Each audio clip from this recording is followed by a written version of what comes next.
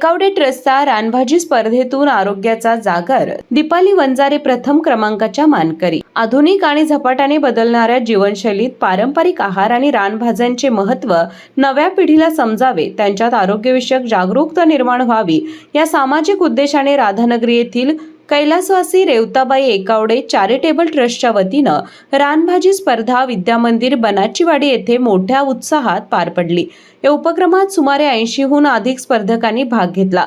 या स्पर्धेचं उद्घाटन बनाचीवाडी ग्रामपंचायतीच्या सरपंच प्राजक्ता पताडे यांच्या हस्ते झालं। या स्पर्धेमध्ये 130 पेक्षा अधिक पारंपरिक आणि दुर्मिळ रानभाज्यांचे सादरीकरण करण्यात आले। त्यामध्ये मोरशेंडा, टाकळा, आंबोशी, आघाडा, अळू, माठ, पोकळा, शेवगा इत्यादी रानभाज्यांचा समावेश होता।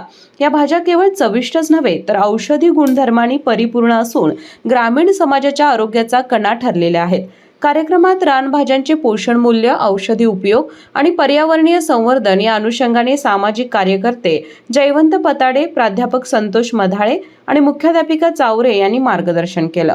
स्पर्धेचे परीक्षण प्राध्यापक संतोष मधाळे आणि सुधीर दुर्गुडे यांनी केले। स्पर्धेमध्ये प्रथम 5 विजेत्यांना ट्रॉफी आणि सन्मान चिन्ह देऊन गौरवण्यात आले।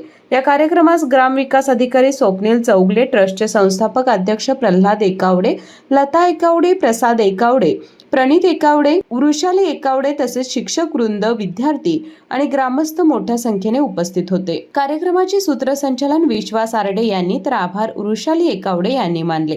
केके न्यूज साठी राधानगरीहून मिलिंद कांबळे।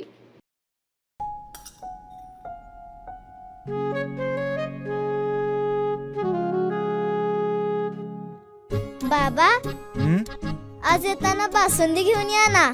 अगं, कालच आपण आईचा वाढदिवस होता म्हणून आणली होती ना। ऐकलं, गोकुळची बासुंदी पुन्हा खावीशी वाटतेय। खरं सांगू, मलाही खावीशी वाटतेय। पुन्हा पुन्हा खावीशी वाटणारी गोकुळ बासुंदी।